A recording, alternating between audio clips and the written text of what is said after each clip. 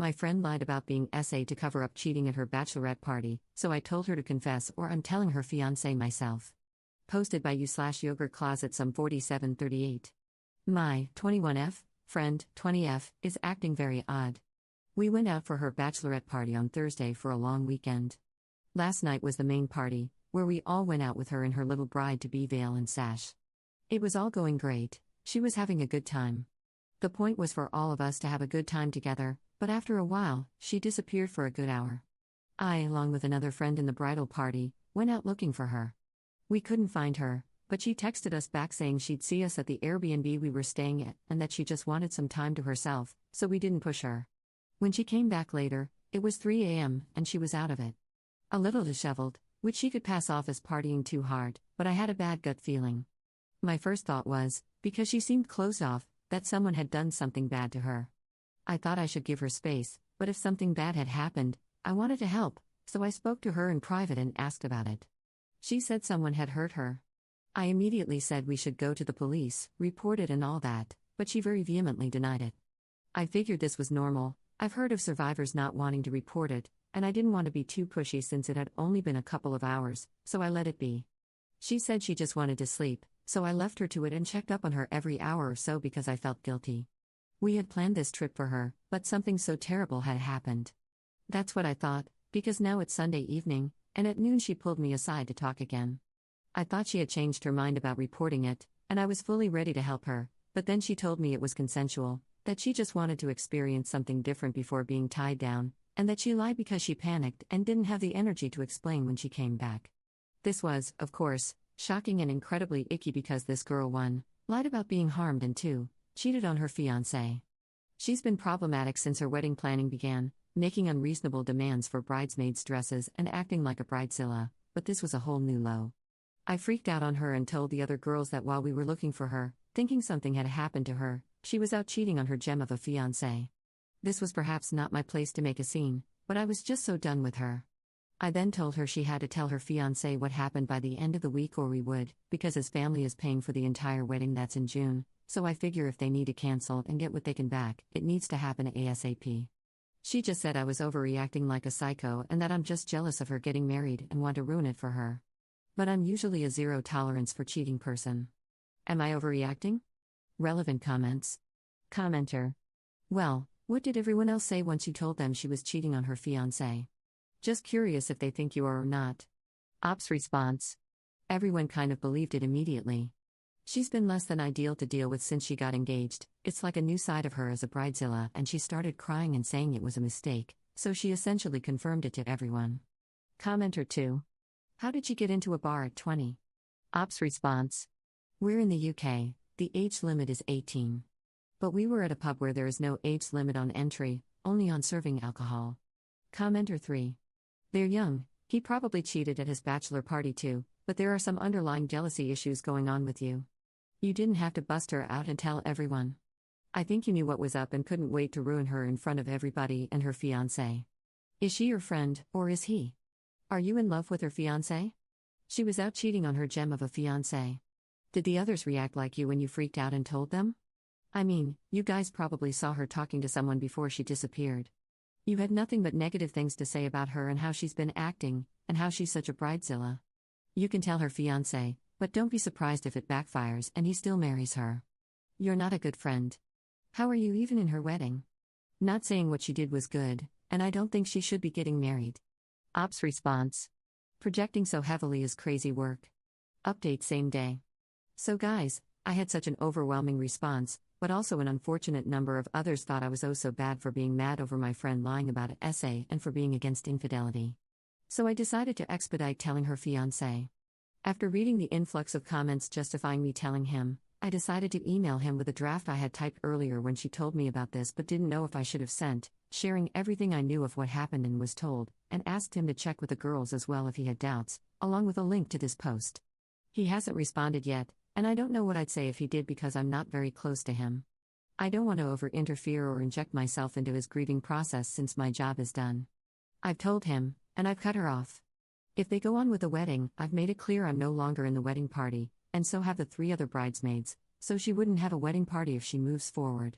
I appreciate the people who gave me genuine feedback and advice instead of outing themselves as terrible characters. Second update 1 day later. So, some people brought up a very valid point yesterday that my friend could have 1. Been scared to say she was harmed and chose the cheating route instead, and 2. If she was drunk, she couldn't have consented anyway. I took this to heart, felt bad, and contacted her. I think her fiancé left her or something to that effect. I haven't asked, but she understandably didn't want to talk to me. However, her mother did call me. She was appalled that my friend cheated and said my friend spoke to both her mom and dad. Apparently, she chose her bachelorette spot because an old flame lives there, and she planned on meeting him one last time for closure or something.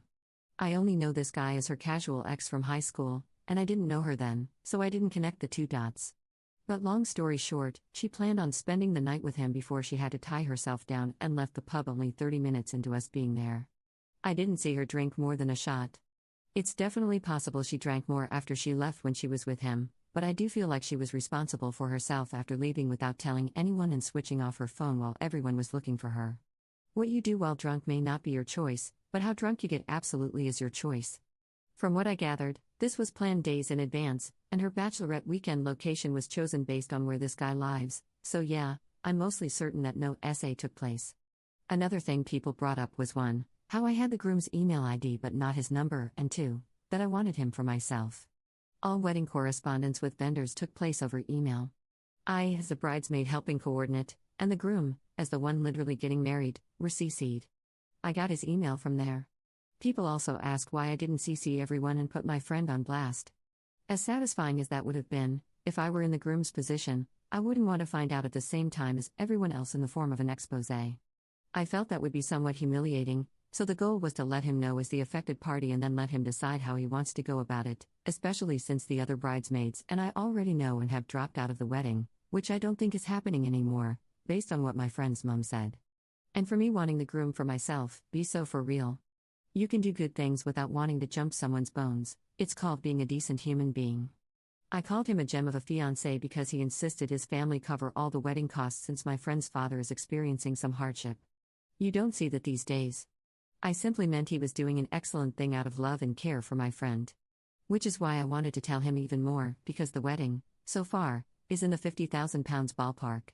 For reference, the average wedding in the UK costs around £23,000. This is over double. So yeah, that's it. I'm out of her life now, so I really don't have any reason to keep up with what's happening. This is about the end of it. Relevant comments. Commenter. I thought the bride reappeared in a very drunken and disheveled state. Is it possible she drank to excess with the other guy? Was the party in a fun destination or just chosen for the guy? Ops response. When I said disheveled, I meant more like her clothes were messed up. That's why I assumed the worst, because, to me, I thought cheating wasn't an option, lol. Maybe I was naive because I was thinking, who cheats before getting married? And when I said out of it, I meant she just wasn't talking and was avoidant when we were asking her where she was and telling her we were looking for her. She usually talks a lot, so again, I assumed the worst, and the switched off phone, it was all sketchy to me. I think she may have drunk more with the guy, but she planned days in advance to see him. The location was about as fun as you can get in the UK, lol, the pub was great, the Airbnb was nice, and we're all only 20 to 23, so a more lavish getaway wasn't really in the cards. But from her mother's wording, I think she picked the place because the guy goes to uni there. Commenter 2. So I'll look at this from another point of view. We've all messed up at one time or another, and what we needed was a friend to lean on during the aftermath. Nobody in the bridal party seems to be a friend of the bride. A conditional friend is not a friend. A particular group of friends I'm associated with have seen each other through quite a few situations. Yes, there were admonishments for the indiscretions, mistakes, and outright stupidity, but nobody was left alone to walk through the recovery. You will make mistakes in the future, and you will be judged. Each of you needs new friends who won't turn their backs on each other. Ops response. We all mess up, and that's okay, but it doesn't absolve you from the consequences of your actions. She can learn and move on from this, but her actions had consequences, and she found that out. Imagine telling someone it's okay to be cheated on when they're committing their life to someone and spending so much money to make them happy, just because the other person made a mistake. Her mistake is not his to bear, it's only hers. I do hope she learns from this and never hurts anyone again, but to dismiss everything as a simple mistake feels off-putting. Cheating and lying about being raped is not a simple mistake with a lesson to be learned, it's just a sign of a crappy character. And supporting that speaks to your own character. Commenter 3. Is it really just a mistake when it's a conscious choice planned in advance? Commenter 4. A mistake planned in advance is me deciding to go for my PhD. Her situation is a selfish choice that ended up having consequences.